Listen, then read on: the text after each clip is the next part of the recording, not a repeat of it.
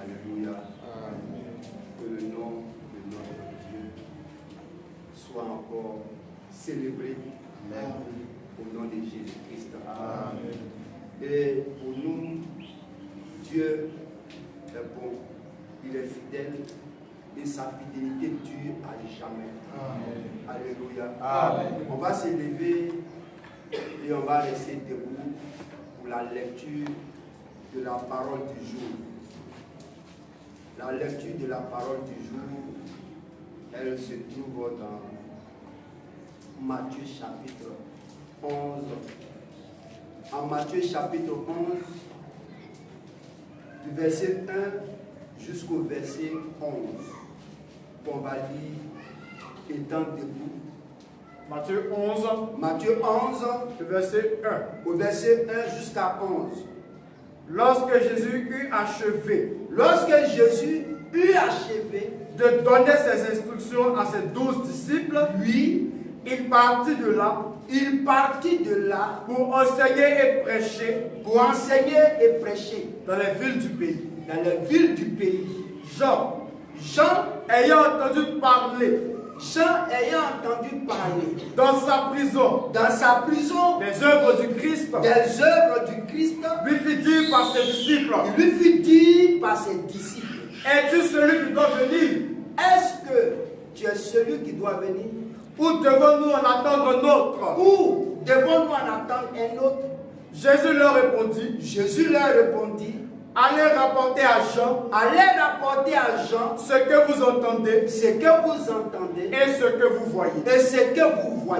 Les aveugles voient, les boiteux marchent, les lépreux sont purifiés, les sourds entendent, les morts ressuscitent, et la bonne nouvelle est annoncée aux pauvres. Heureux celui pour qui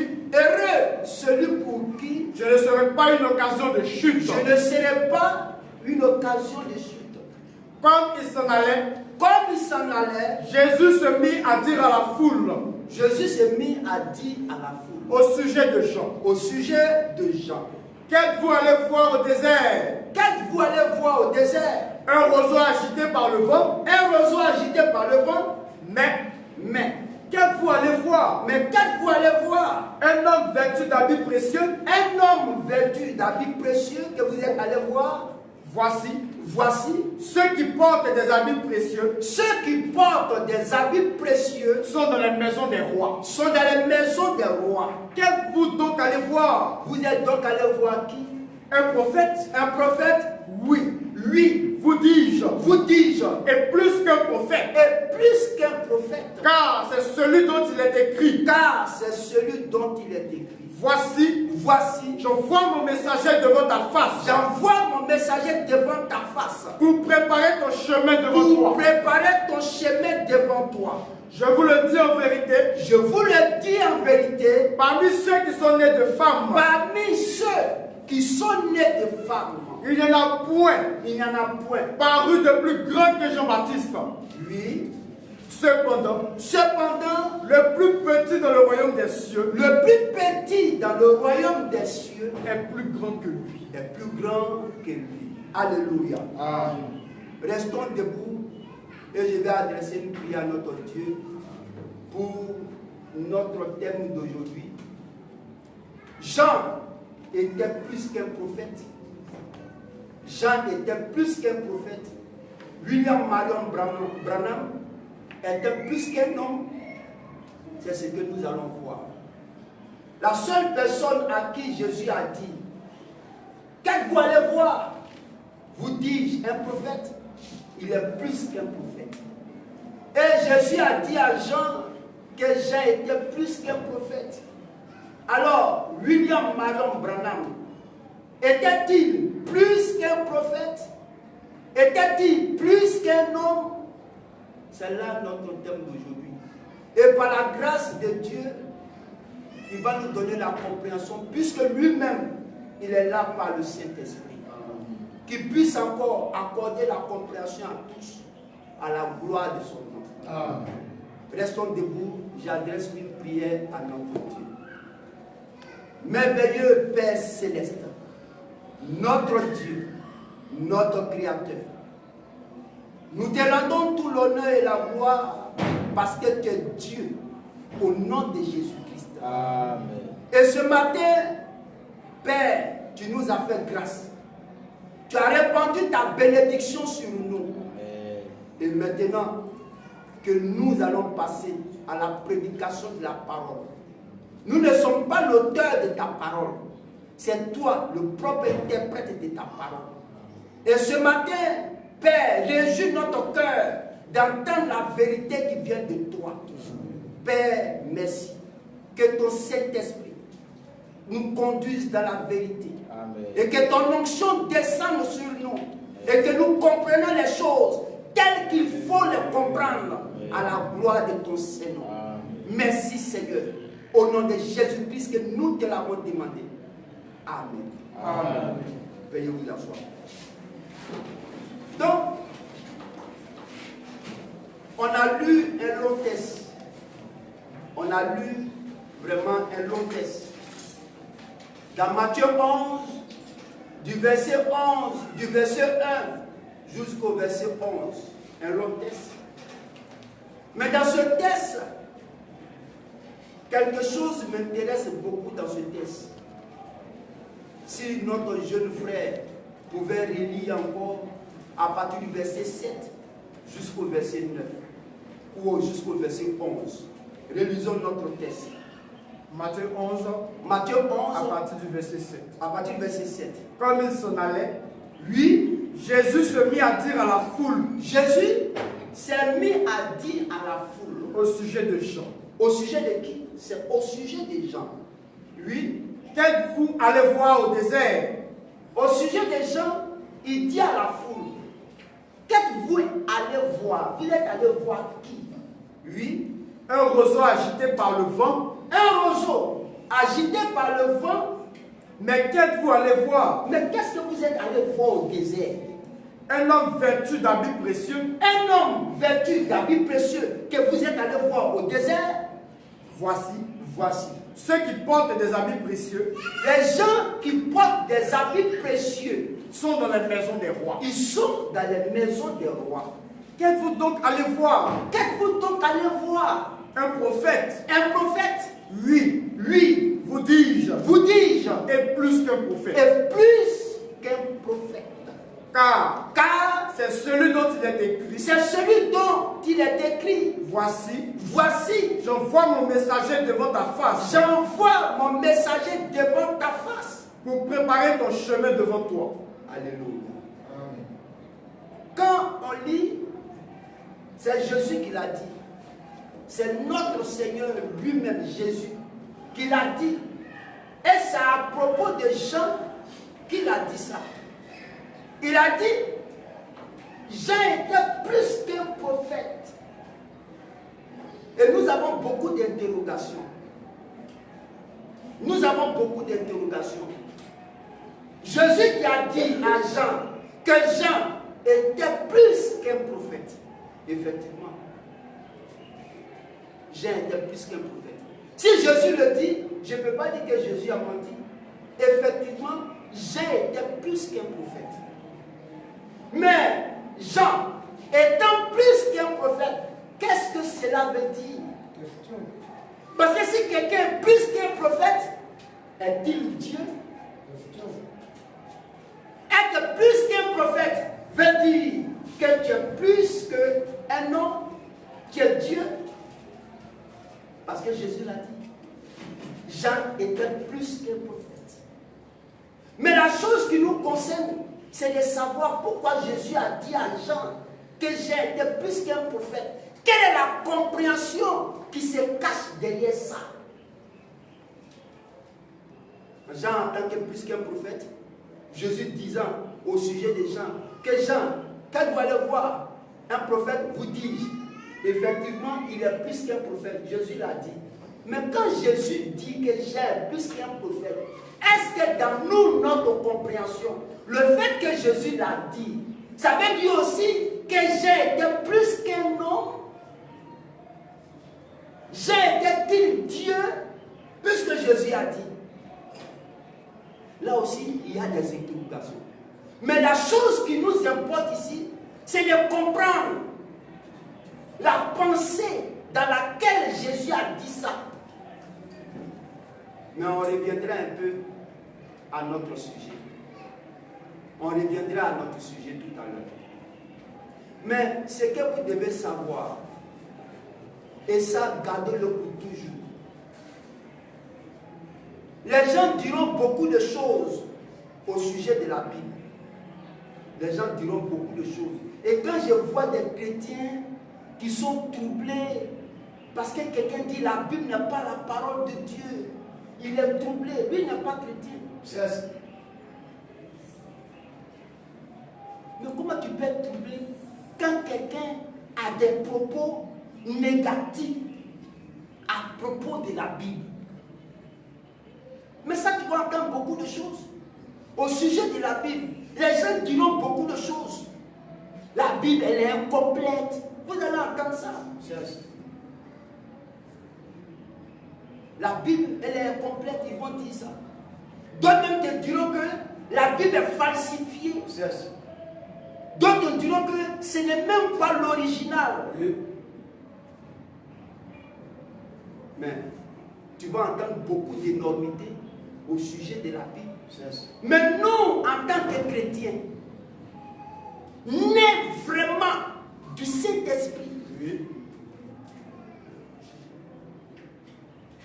nous, en tant que chrétiens, nés de nouveau, baptisés du Saint-Esprit, mais on n'a pas peur quand quelqu'un nous dit que la Bible n'est pas la parole de Dieu.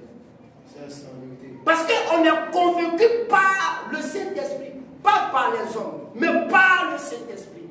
Nous sommes convaincus par le Saint-Esprit, du commencement jusqu'à la fin, que la Bible est la parole de Dieu. Amen.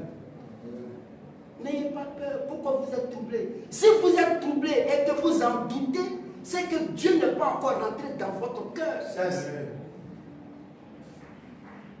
Et je vois même des prophètes qui se disent prophètes et qui disent que la Bible n'est pas la parole de Dieu. Il y a quelque chose qui ne va pas dans leur nature. C'est ça. C'est fait du diable. Il y a quelque chose qui ne va pas dans leur nature. Vous voyez, c'est pas juste. Mais en tant que nous, en tant que chrétiens, en tant que croyants en Christ, régénérés, engendrés, nés par le Saint-Esprit, nous avons confiance d'un bout à l'autre, du commencement jusqu'à la fin, que la Bible c'est notre trésor. Amen. Lisons quelques textes et puis on va passer à notre sujet. Lisons quelques textes. Allons d'abord dans Ésaïe 34, verset 16. Et comprenons quelque chose d'abord. D'Ésaïe 34, verset 16. Ésaïe 34. Oui, Ésaïe 34, verset 16. Verset 16. Oui. Consultez le livre de l'Éternel. Consultez le livre de l'Éternel. Et lisez. Et lisez. Aucun d'eux ne fera défaut. Aucun des livres ne fera défaut. Ni l'un, ni l'autre ne manqueront. Ni l'autre ne manqueront. Car sa bouche l'a ordonné. Car sa bouche l'a ordonné. C'est son esprit qui les rassemblera. C'est son esprit qui va les rassembler. Oui.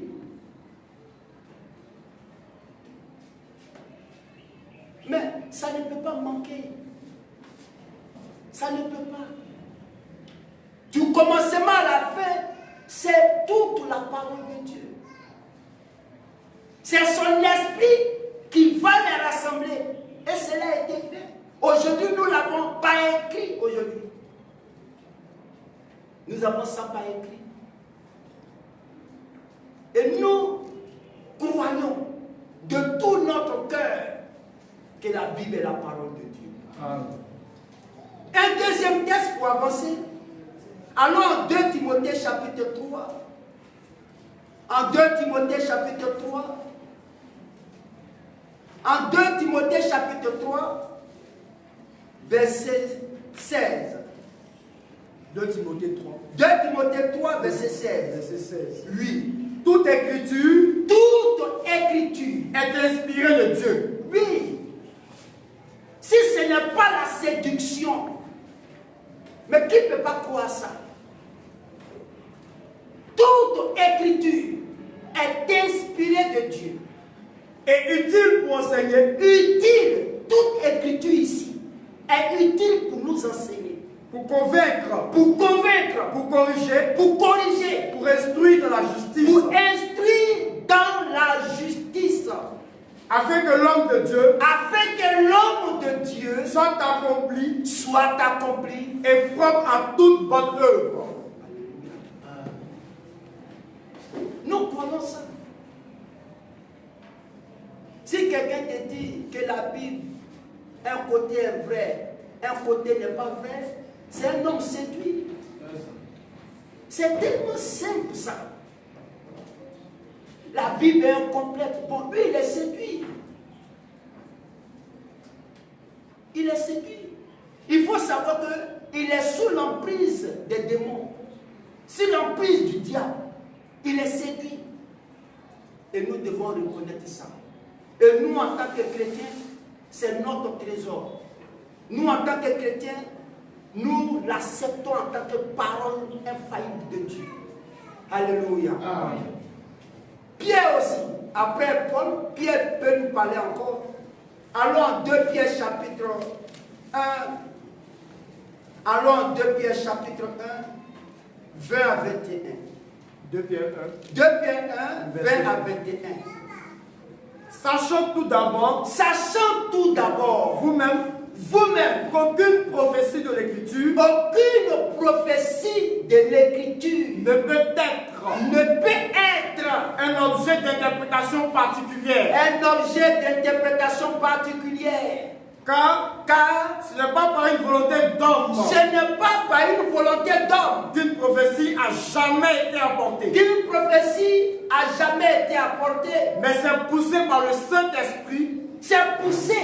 Le Saint-Esprit. C'est l'Esprit de Dieu.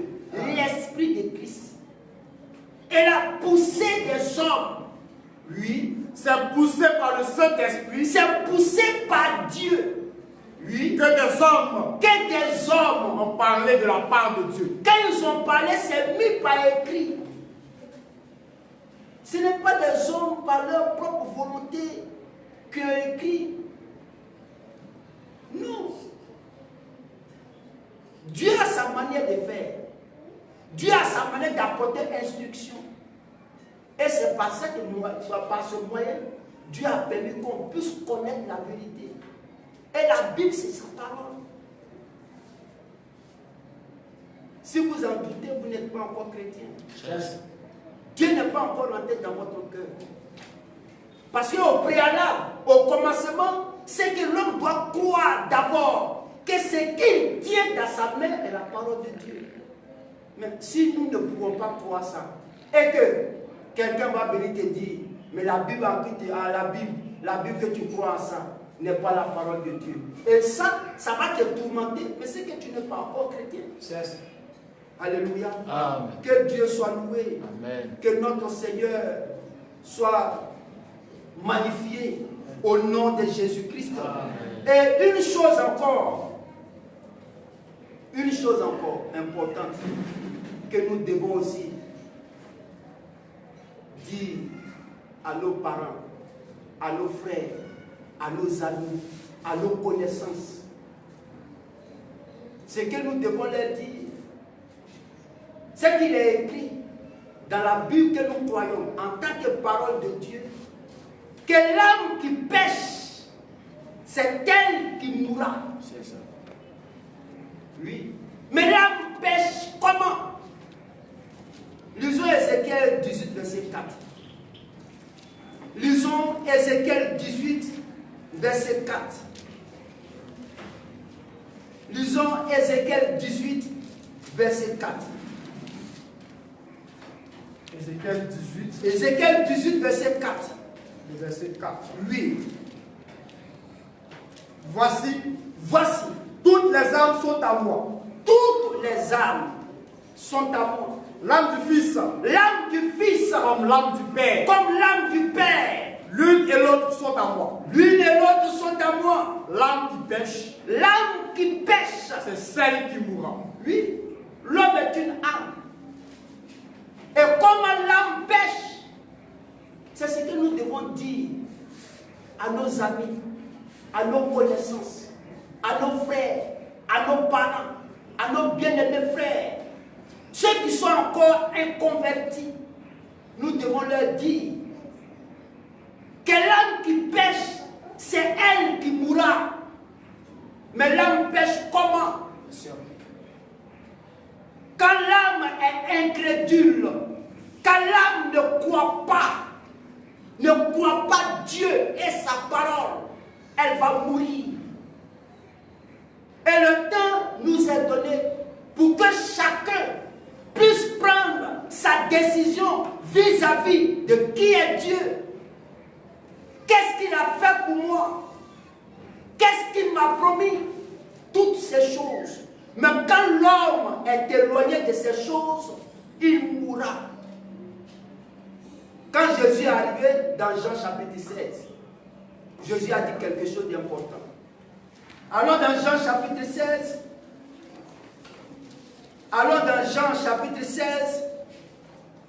,7 à 9. Jean 16, 7 à 9. Le verset 7. Oui. Cependant, je vous dis la vérité. Je vous dis la vérité. Il est avantageux que je m'en aille. Car si je ne m'en vais pas, le Consolateur ne viendra pas vers vous. Mais si je m'en vais, je vous l'enverrai. Je peux vous l'envoyer. Et quand il sera venu, et quand le Consolateur sera venu, il convaincra le monde. Il va convaincre le monde en ce qui concerne le péché, la justice et le jugement. En ce qui concerne le péché, parce qu'il ne croit pas en moi. Mais c'est parce qu'il ne croit pas en moi. Voilà. Or, en Ézéchiel 18, verset 4, il a dit, l'âme qui pêche, c'est elle qui mourra. Mais quand l'homme, dans sa nature, ne peut pas croire, et qu'il est incrédule vis-à-vis de Dieu, de son plan, du salut, de qui est le véritable Dieu, mais il mourra. Il va mourir parce qu'il est incrédule. Il ne croit pas en Jésus-Christ.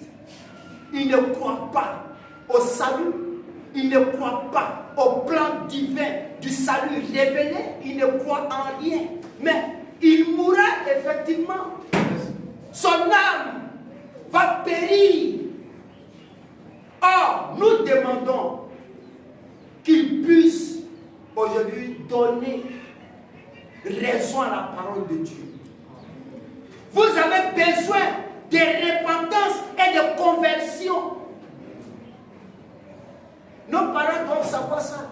Parce que l'âme qui pêche, c'est elle qui mourra. Et l'âme pêche comment? C'est parce que l'âme est incrédule. Et quand l'âme est incrédule, alors elle va subir la dernière sentence. La mort de l'âme.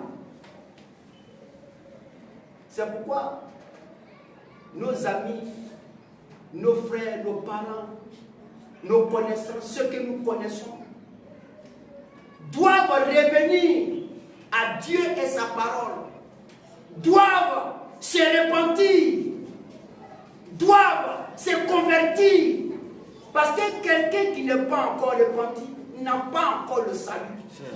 Quelqu'un qui n'est pas encore converti n'a pas encore le salut.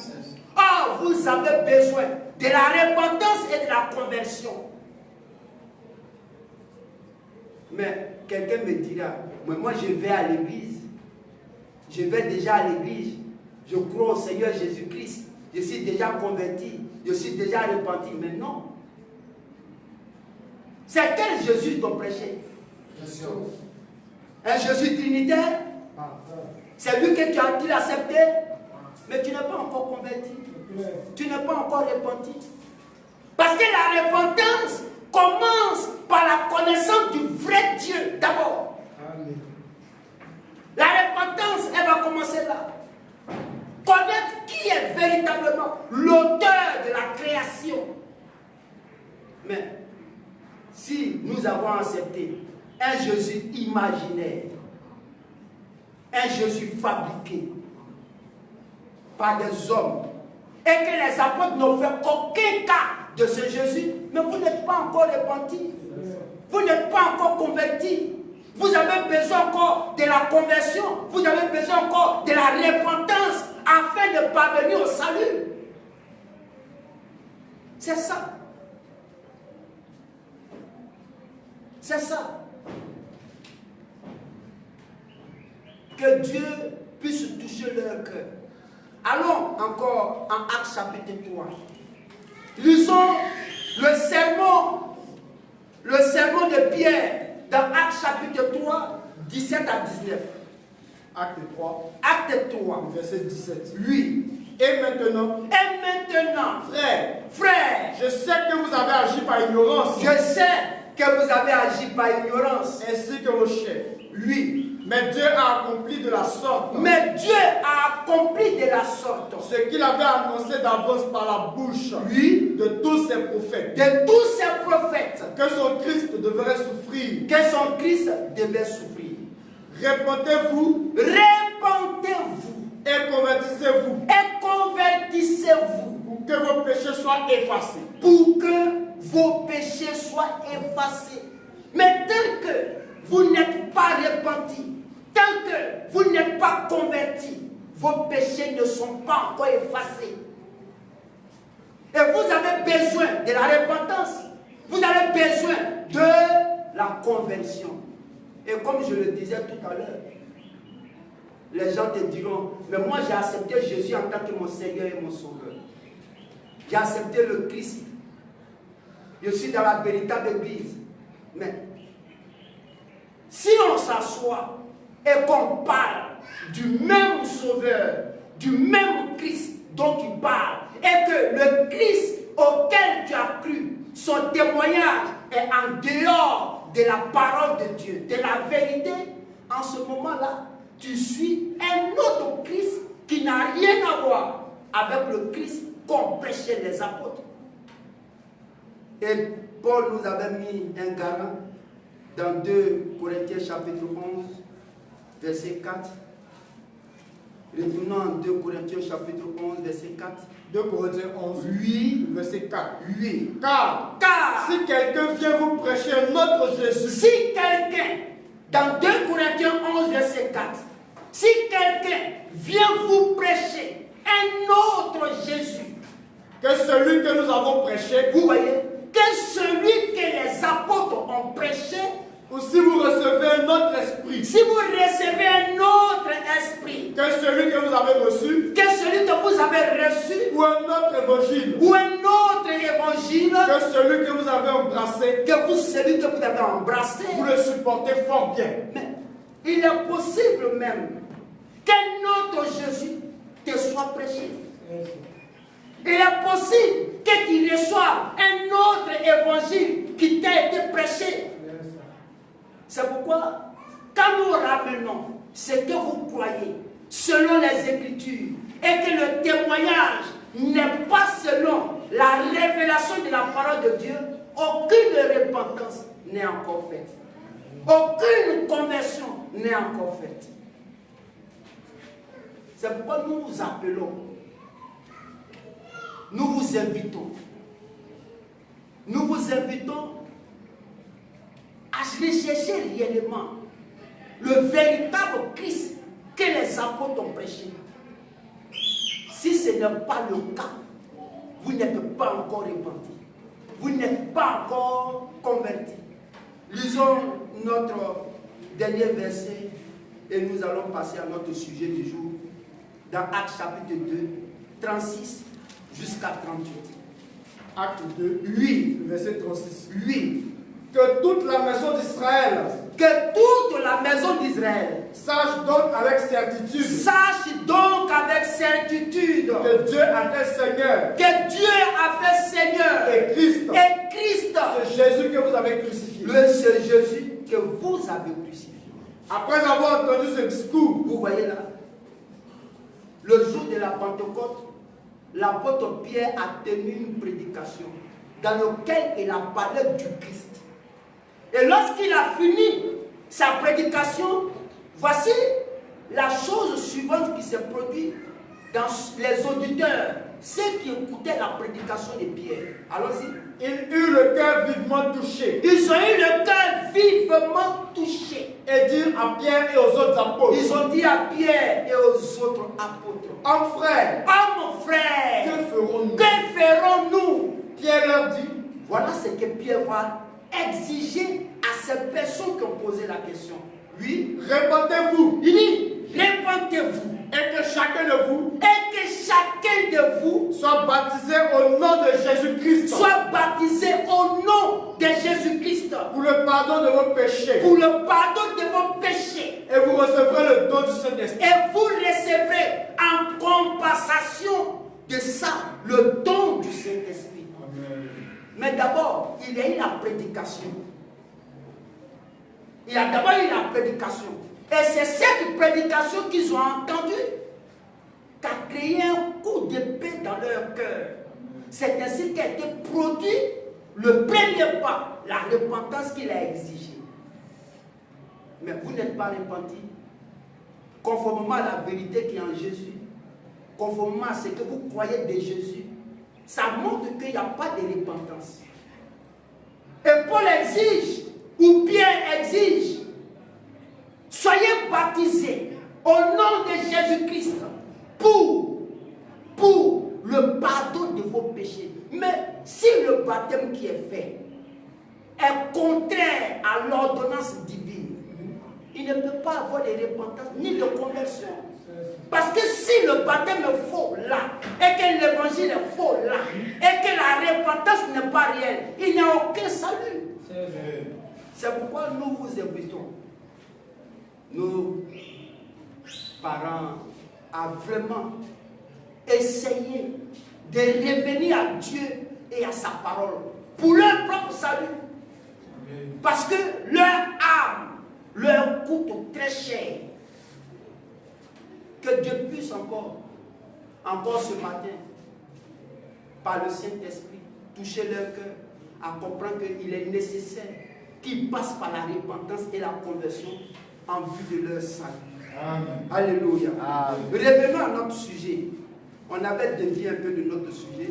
Revenons à notre sujet. Si le frère peut lire à partir du verset 8. Matthieu 11. Oui, Matthieu 11, verset 8.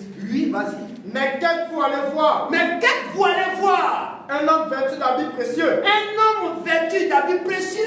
Voici. Ceux qui portent des habits précieux. Ceux qui portent des habits précieux. Sont dans les maisons des rois. Ils sont dans les maisons des rois.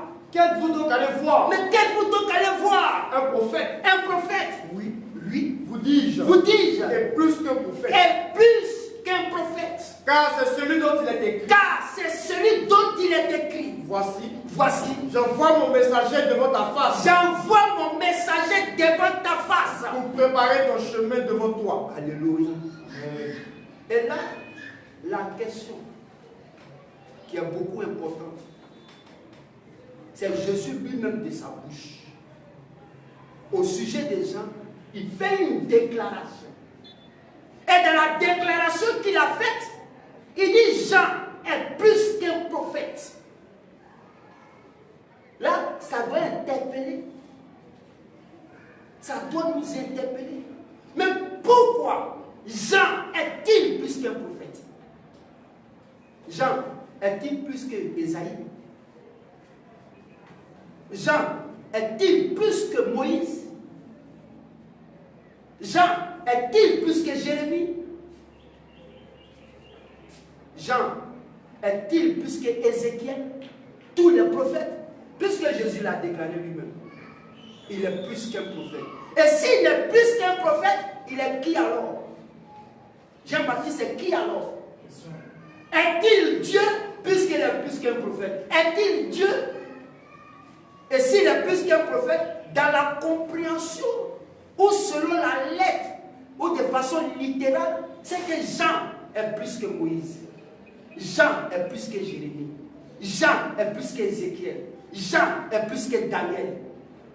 Mais qu'est-ce que nous devons comprendre de la déclaration de Jésus? C'est là la chose la plus importante. C'est là la chose la plus importante. Et même il a dit au verset 11. Il a dit quelque chose au verset 11 de Matthieu 9 encore. Je vous le dis en vérité. Je vous le dis en vérité. Parmi ceux qui sont nés de femmes. Parmi ceux qui sont nés de femmes. Il n'en a point paru de plus grand que Jean-Baptiste. Il n'a pas paru de plus grand. Ceux qui sont nés de femmes. Il n'y a pas des gens qui sont plus que Jean. Oui, vas-y. Cependant, le plus petit dans le royaume des cieux. Le plus petit dans le royaume des cieux. Est plus grand que lui. Est plus grand que Jean. Ça, c'est le Seigneur Jésus qui dit ça. Alléluia. Amen. Loué soit notre Dieu. Amen.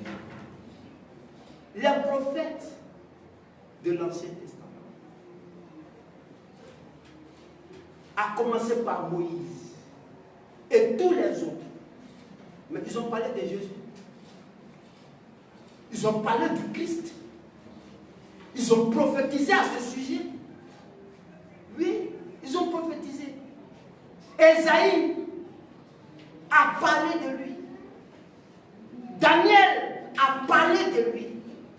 Et même quand on se souvient dans Daniel 9, il dit un ouin sera retranché de la terre. Mais il parlait de qui? Il parlait du Christ. Il parlait de Jésus-Christ.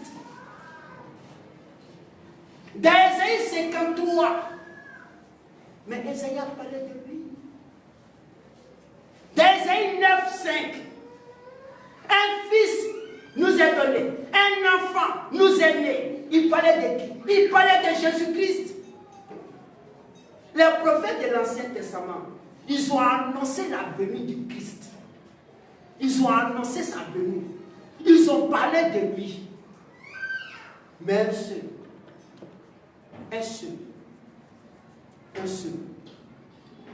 a pu dire, celui dont vous avez parlé, celui dont vous avez prophétisé, que vous avez annoncé, c'est moi qui le présente maintenant. Moi, je le présente maintenant. Ouais. Mais vous avez parlé de lui. N'avez-vous pas prophétisé qu'un sauveur viendrait? Mais c'est moi qui va le présenter maintenant. Vous avez parlé de lui qui doit venir. Mais qui va le montrer aux yeux du monde? C'est moi qui vais le montrer aux yeux du monde. C'est dans ce contexte-là que Jean est plus qu'un prophète. Parce qu'il a présenté le Christ au monde. Il a présenté le Christ au monde. Celui qui a dit, voici l'agneau de Dieu. Voilà l'agneau de Dieu. Mais les gens lisaient les textes. Les textes de l'Ancien Testament étaient lus. Les gens lisaient. Et même dans Matthieu 11, au début du texte, il dit, allez rapporter à Jean ce que vous voyez et ce que vous entendez. Es-tu celui qui doit venir? Ça c'est dans Matthieu 11. Es-tu celui qui doit venir? Ils ont parlé. Ils ont annoncé la venue du Christ. Mais il y a un seul qui a dit, lui que vous avez annoncé là, je vous le présente. Il a présenté le Messie au monde. C'est dans ce contexte-là que Jésus a dit, il est plus qu'un prophète parce qu'il m'a présenté au monde. Sinon, les scribes et les pharisiens de leur temps, ils l'ont dépassé. Ils l'ont dépassé. Quand il est venu, les gens savaient même pas que c'est lui. Ils l'ont dépassé. Mais un seul l'a pointé du doigt pour dire, voilà, voici l'agneau de Dieu. Mais il était le seul qui pouvait faire ça. Et ça, parmi tous les prophètes, j'ai été promis pour ça. Parmi tous les prophètes, j'ai été promis pour ça. Un prophète promis pour ça, pour cette tâche-là.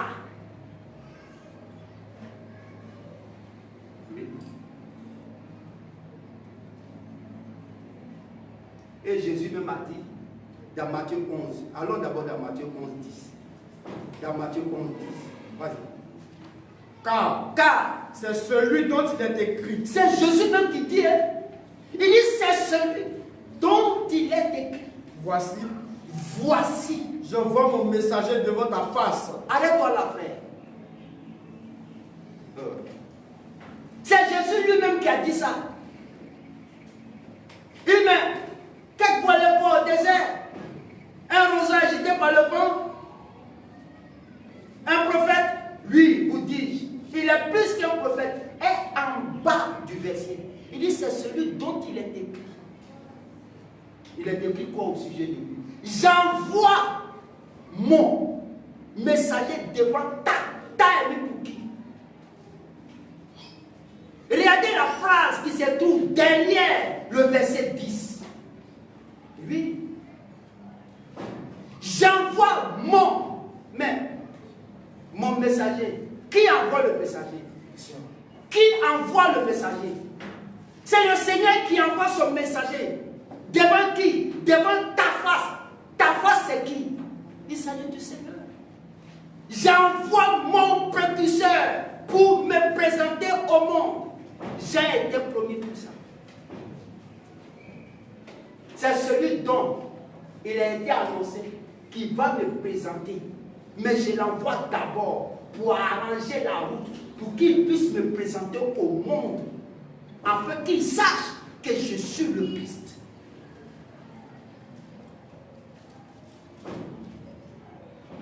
Ah oui. Et quand Jean est arrivé, le témoignage est clair dans Jean chapitre 1. Allons à Jean chapitre 1.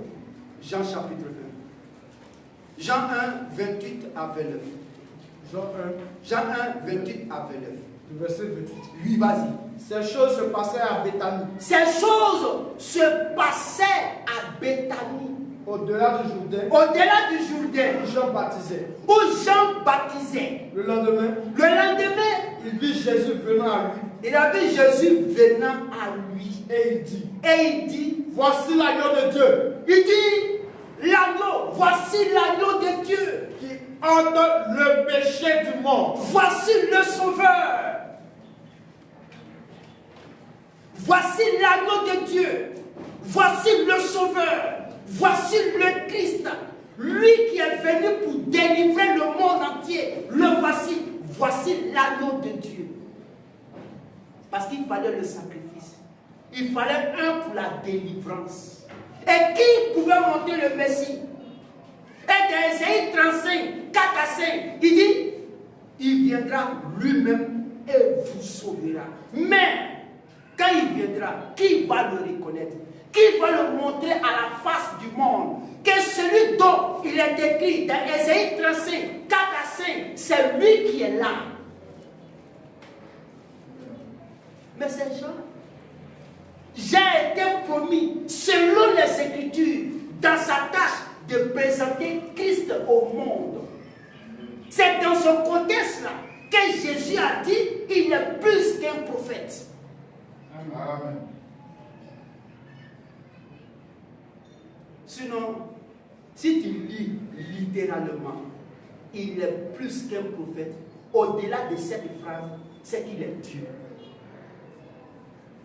C'est qu'il est Dieu. Ah, Jean lui-même dans sa bouche, quand on lui a posé la question, on dit, qui es-tu? Afin que nous donnions une réponse à ceux qui nous ont envoyés. Il dit, je ne suis pas le Christ. Mais pourtant Jésus dit, il est plus qu'un prophète. Or, Jésus est plus qu'un prophète. Jésus, nous on sait, Jésus est plus qu'un prophète. Il est le Seigneur Dieu Tout-Puissant. Maintenant, si Jean est plus qu'un prophète, c'est que j'ai l'égal de Jésus. Amen. Mais pourtant, c'est la phrase qui a été dite que nous devons comprendre le sens pour laquelle cette phrase a été dite. La venue de Dieu, non reconnue par les hommes. Mais quand il est venu, là, à sa première venue, les gens n'ont pas reconnu. Continuons nos textes dans Jean chapitre 1, 28 à 29. Au verset 28. Lui, vas-y. Ces choses se passaient à Béthanie. Ces choses se passaient à Béthanie. Au-delà du Jourdain. Au-delà du Jourdain. Où Jean baptisait. Où Jean baptisait. Le lendemain, il vit Jésus venant à lui. Il a vu Jésus venant à lui. Et il dit, voici l'agneau de Dieu. Il dit, vous là, voici l'agneau de Dieu. Qui ôte le péché du monde. Mais l'agneau de Dieu ôte. Mais c'est que c'est lui qui est la délivrance du monde. Voici celui qui a été envoyé pour la délivrance du monde, dont les prophètes ont annoncé sa venue. Continuons. C'est celui dont j'ai dit. C'est celui dont j'ai dit. Après moi, vient un homme qui m'a précédé. Car il était avant moi. Il était avant moi. Je ne le connaissais pas. Mais c'est afin qu'il soit manifesté à Israël. C'est afin qu'il soit manifesté à Israël. Que je suis venu baptiser d'eau. C'est pour que vous le connaissez. Que je suis venu pour baptiser. Celui qui doit ôter le péché du monde là. Pour le reconnaître. Pour savoir c'est qui. Qui est le Christ, le Sauveur. C'est à cause de ça que je suis venu pour baptiser. Amen. Vas-y frère. Jean rendu ce témoignage. J'ai vu l'Esprit descendre du ciel. Comme une colombe et s'arrêter sur lui. Je ne le connaissais pas. Mais celui qui m'a envoyé baptiser d'eau, lui, celui-là m'a dit. Arrête-toi là. Celui qui m'a envoyé baptiser d'eau. Qui l'a envoyé baptiser d'eau? Qui l'a envoyé baptiser d'eau? C'est le Seigneur. Vas-y. Celui qui m'a envoyé baptiser d'eau. Celui-là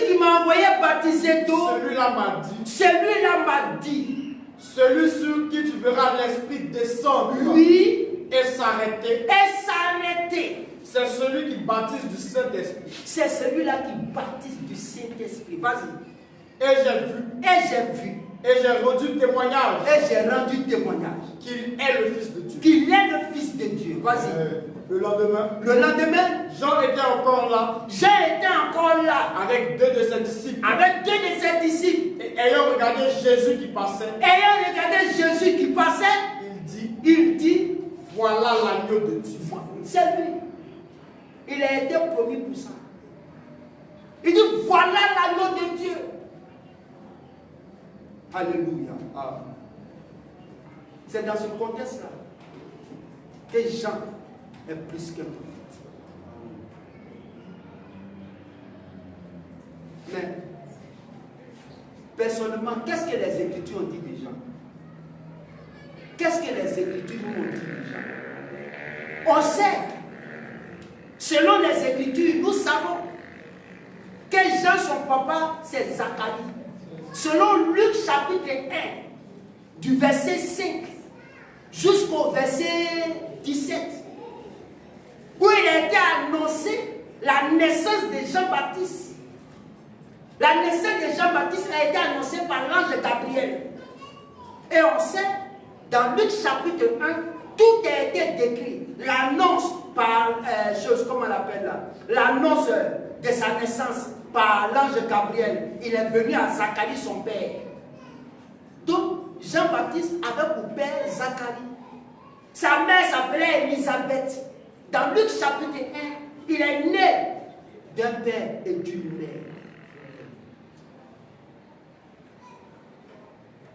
Moi, c'est ça. Quand on lit tout le chapitre de Luc 1 jusqu'au verset 60 et quelques là-bas, on voit où Marie est partie chez, comment on appelle, Élisabeth. Dans tout le chapitre de Luc chapitre 1, on a vu ça. Et quand Jean est né, et quand Jean-Baptiste est né, pour donner le nom de Jean-Baptiste, Élisabeth a dit que son nom est Jean. Pour être rassuré, ils ont demandé à son père, on dit, dis-nous qu'il donnez-moi une tablette, je vais écrire son nom. Et il a écrit, il dit, son nom était Jean. Son nom est Jean. Alors, sa langue se délia. C'est dans Luc chapitre 1. L'histoire de la naissance de Jean-Baptiste. Et quand il est né, il y avait des écritures qui avaient été annoncées, qu'il annonçait, qui dirait pour le travail qu'il doit faire. Allons dans Ésaïe. Allons dans Ésaïe. Ésaïe 40, verset 3. Allons dans Ésaïe 43. Allons dans Ésaïe 43. Ésaïe 40. On va lire Ésaïe 43 avec une lenteur possible. Vas-y. Verset 3. Oui, vas-y. Une voix crie. Une voix crie. Préparez au désert. Préparez au désert le chemin de l'Éternel. Ah bon. Ah bon. Ça attire encore notre attention. Une voix crie au désert. Préparez le chemin de qui? De l'Éternel. De qui? De l'Éternel. De qui? De l'Éternel. Donc ça veut dire que le chemin que Jean-Baptiste va venir préparer là, celui que Jean-Baptiste va présenter, c'est lui l'Éternel. Amen. Reprends, frère. Une voix crie. Une voix crie. Préparez au désert. Préparez au désert le chemin de l'Éternel. Le chemin de l'Éternel. Oui. Aplanissez. Aplanissez. Dans les lieux arides. Oui. Une route pour notre Dieu. Une route pour qui? Pour notre Dieu. Pour qui? Pour notre Dieu. Une route pour notre Dieu. Mais c'est clair. Mais qu'est-ce qui prouve que c'est ça? Qu'est-ce qui prouve que c'est Jean-Baptiste? Mais lui-même l'a répondu à la question. Jean 1, 19. Jean 1, 19 à 23. Donc, celui que Jean va présenter, alors, celui-là c'est qui? C'est le Seigneur. Vas-y. Voici. Jean 1, 19 à 23. Vas-y. Jean 1, oui. Le verset 19. Oui. Voici le témoignage de Jean. Voici le témoignage de Jean. Lorsque les Juifs envoyaient de Jérusalem, oui, des sacrificateurs et des Lévites. Des sacrificateurs et des Lévites. Pour lui demander. Toi, qui es-tu? Les gens lui ont posé la question. Mais toi là, tu es qui? Il déclara. Elle n'y a point.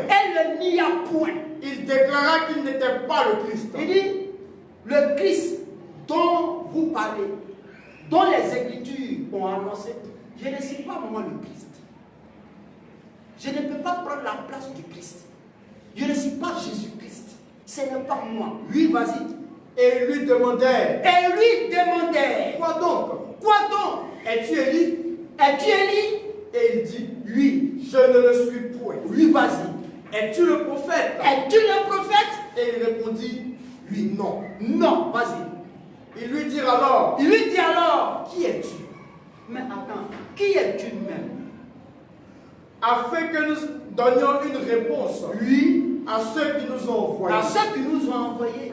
Que dis-tu de toi-même? Ils ont dit, tout ça là c'est long. Jean-Baptiste, toi-même là, tu dis quoi de toi-même?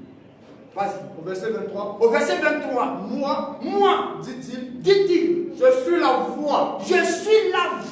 De celui qui crie dans le désert. Oui. Aplanissez le chemin du Seigneur. Comme a dit Esaïe le prophète. Il dit, si tu vois dans Esaïe 40, verset 3. L'écriture qui est là-bas, là. Moi, je ne vais pas te dire que je suis prophète.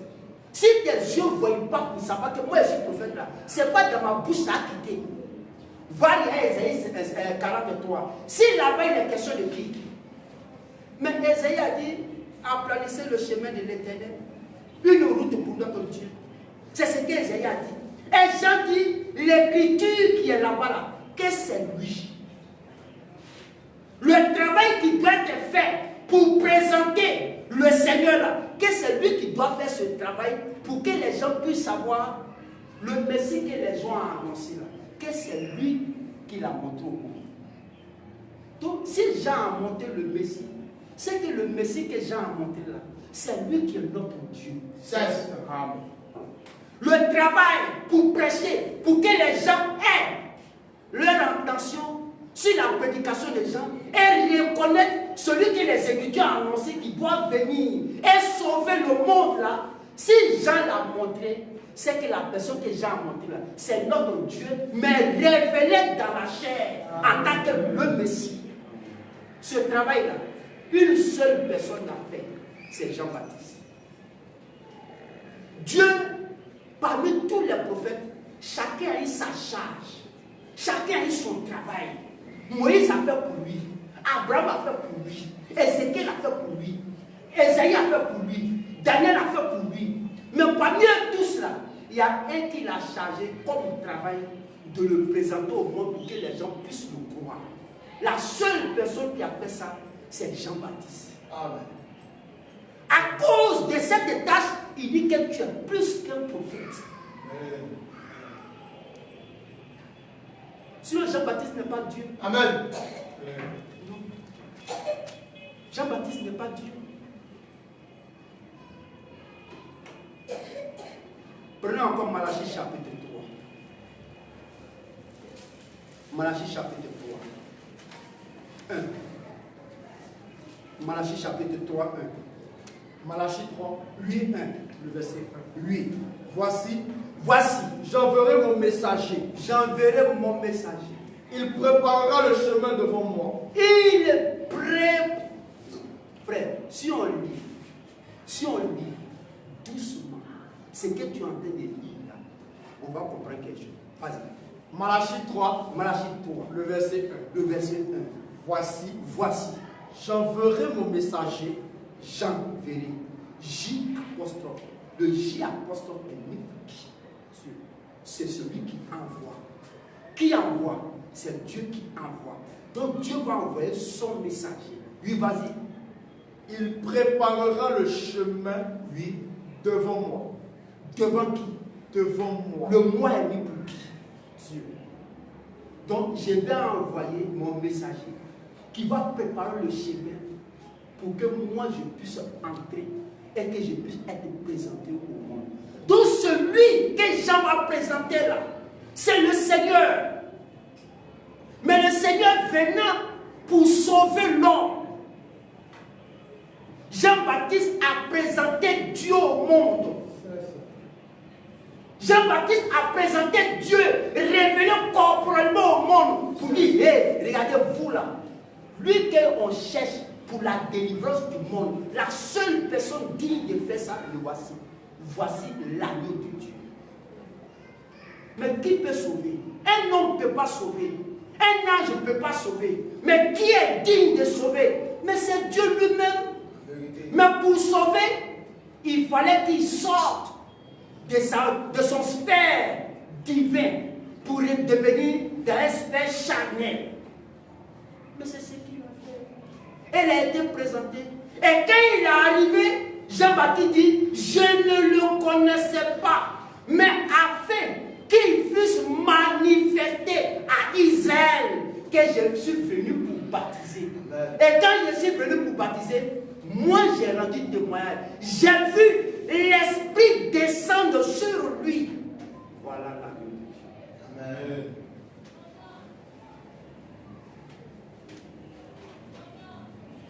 Luc 7, 25.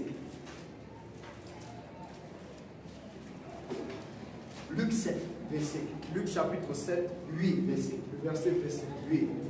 Mais Qu'êtes-vous allé voir? Qu'êtes-vous allé voir? Un homme vêtu d'habits précieux. Un homme vêtu d'habits précieux. Voici ceux qui portent des habits magnifiques. Ceux qui portent des habits magnifiques. Et qui vivent dans les délices. Et qui vivent dans les délices. Sont dans les maisons des rois. Lui. Qu'êtes-vous donc allé voir? Qu'êtes-vous donc allé voir? Un prophète. Un prophète? Oui. Oui. Vous dis-je. Vous dis-je. Et plus qu'un prophète. Et plus qu'un prophète. C'est celui dont il est écrit. C'est celui dont il est écrit. Voici, j'envoie mon messager devant ta face. J'envoie mon messager devant ta face. Oui, pour préparer ton chemin devant toi. Alléluia. Pour préparer ton chemin devant toi. Le toi qui pour le Seigneur. Le Seigneur devait venir. Il devait entrer, venir pour accomplir le sacrifice. Il est le Messie, le Christ, point. Mais Jean l'a présenté.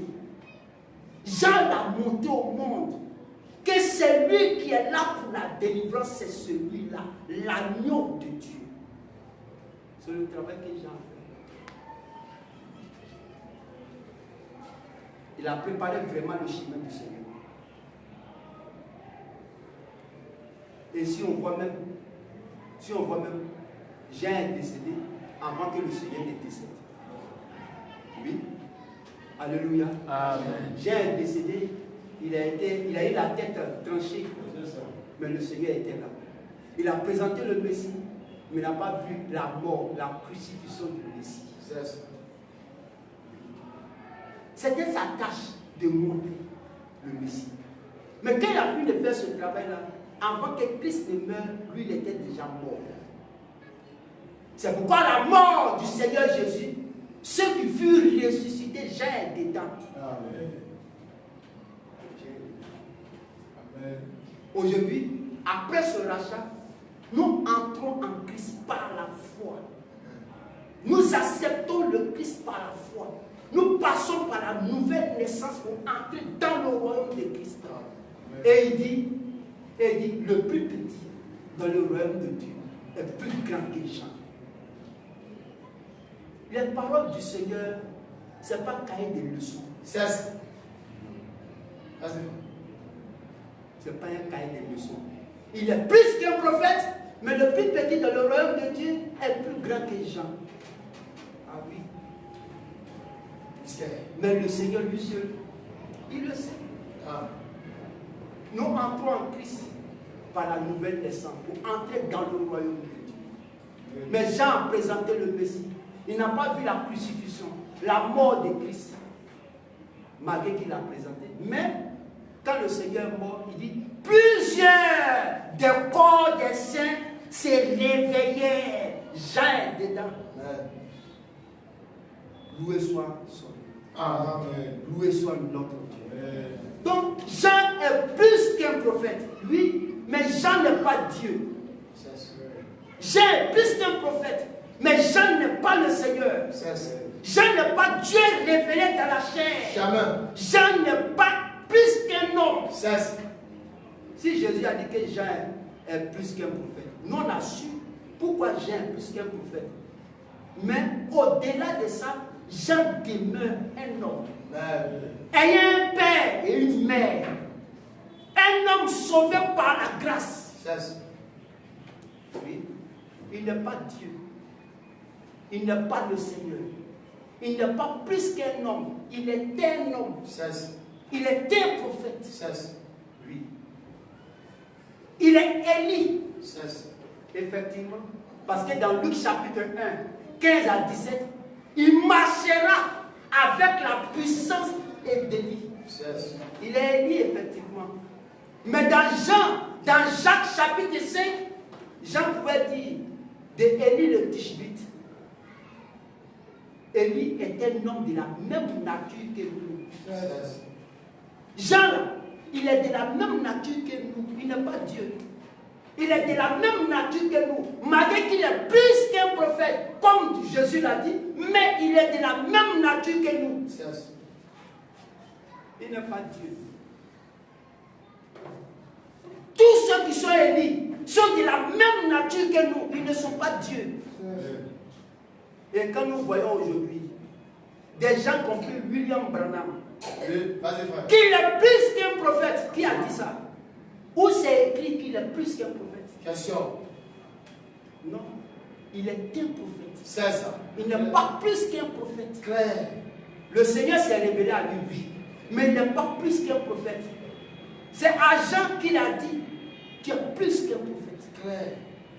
Est-ce que les paroles de Jésus ont remplacé ça? C'est à Jean-Baptiste qu'il a dit qu'il était plus qu'un prophète. C'est ça. Si les poètes disent à tous les prophètes de l'ancienne, il est plus que des prophètes. C'est ça. Mais dans le contexte dans lequel Jésus a parlé ici, là, c'est de ce contexte à que nous parlons. Ça, c'est... Il y a des gens qui écrivent même un livre sur Branham. C'est il est plus qu'un homme. Ça, si ce n'est pas la séduction, je ne sais pas c'est quoi encore. C'est ça. Il est plus qu'un homme. Mais il ne peut jamais être plus qu'un homme. Ça, jamais. Il est un homme, même chose comme nous. C'est ça. Il est né aussi. C'est ça. Oui. La même manière les gens naissent là. Il est né comme ça aussi. Il n'est pas plus qu'un homme. Il est un homme comme toi et moi. C'est ça. Il est un prophète. Mais un prophète élu. Mais pas plus qu'un prophète. Ça, jamais. Non. C'est ça qu'il faut comprendre. Ils ont écrit des tomes, des documents sur lui. Il est Dieu fait de chair. Ça, c'est abomination. Abomination, frère. Abomination. Abomination. Ça se négocie pas. Mais quand quelqu'un parle comme ça fait mal au cœur. C'est ça. C'est-à-dire que ce que Dieu a dit qui est propre là, il a changé ça d'une manière que c'est incompréhensible. Ça, si ce n'est pas les démons et le diable, qui peut agir comme ça? Question. Nous, on sait, et nous croyons en son ministère. C'est ça. Malachie chapitre 4, 5, 6, deuxième portion du verset 6. C'est ça. Il a été envoyé pour que la parole de Dieu soit rétablie dans son entièreté. Ça, nous le croyons. C'est pourquoi, en tant qu'élu, il a rétabli la doctrine des 12 apôtres. Amen. Selon Marc 9, 12. Amen. Apocalypse chapitre 3, 14 à 22. C'est ça. Nous croyons ça. Mais nous croyons qu'il était un homme. C'est ça. Il a son papa. C'est ça. Il s'appelle Charles Branham. C'est ça. Son papa. Ça va différence. Il a son épouse, sa femme là. Il a au moins 3-4 enfants. C'est ça. Oui. Paul Branham, Billy Branham. Sa femme s'appelle Hope. Là, son papa. Bon. Là, tu dis qu'il est qui? Ça, si ce n'est pas Satan, c'est qui encore? Si ce n'est pas la séduction, c'est quoi? Il est un homme envoyé de Dieu avec le message pour restaurer la parole promise de notre temps. Oui, ça, c'est vrai. Quoi ça?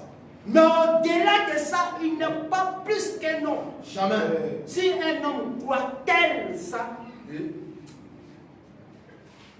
ça a été Satan. Il doit y aller déjà. C'est ça. Alléluia. Amen. Nous croyons son ministère tel que la Bible dit, tel que la Bible le révèle. Nous le croyons dans les limites de la pensée de Dieu. Amen. Et nous le croyons qu'il est notre frère. C'est ça. Et Dieu lui a fait une grâce parmi tant d'autres pour qu'en ce temps de la fête, le message puisse être véhiculé afin que les cœurs des croyants retournent à la foi apostolique. Amen. Voilà. Mais au-delà de ça, c'est pas ça. Dieu l'a utilisé puissamment. Par lui, il a révélé les sceaux. Oui. Dieu l'a utilisé puissamment. Avec des guérisons pas possibles. C'est ça. Oui. Le Seigneur l'a utilisé puissamment. Et son ministère il y a eu vraiment des choses miraculeuses dans son ministère. Le Seigneur a agi puissamment dans son ministère et avec lui.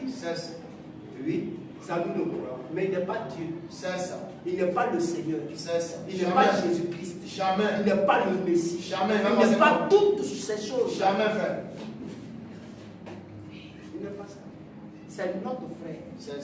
Et nous l'aimons en tant que frère. Mais il était un prophète promis pour rétablir la doctrine des 12 apôtres. Nous croyons ça.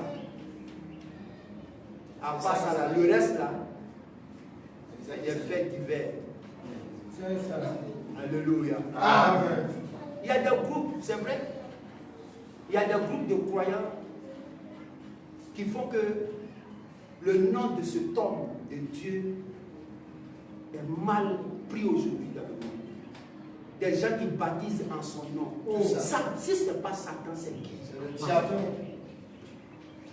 Des gens qui baptisent en son nom. Ça fait que son nom, un nom que Dieu a envoyé pour une telle mission pour ramener le peuple de Dieu à la foi apostolique, pour que nos cœurs soient rétablis sur la doctrine des 12 apôtres. Regardez comment ils l'ont traité. C'est Satan. C'est le diable. Et ça fait mal. Et quand tu veux parler de cet homme, déjà, les gens ont la tête déjà carrée. À cause du comportement de ces gens. Mais eux aussi, c'est parce qu'ils ne sont pas faits pour la chose. Sinon, Dieu, quand il te donne le Saint-Esprit, il va te donner le Saint-Esprit. Pour que tu reconnaisses la visitation de Dieu en ton temps. C'est ça.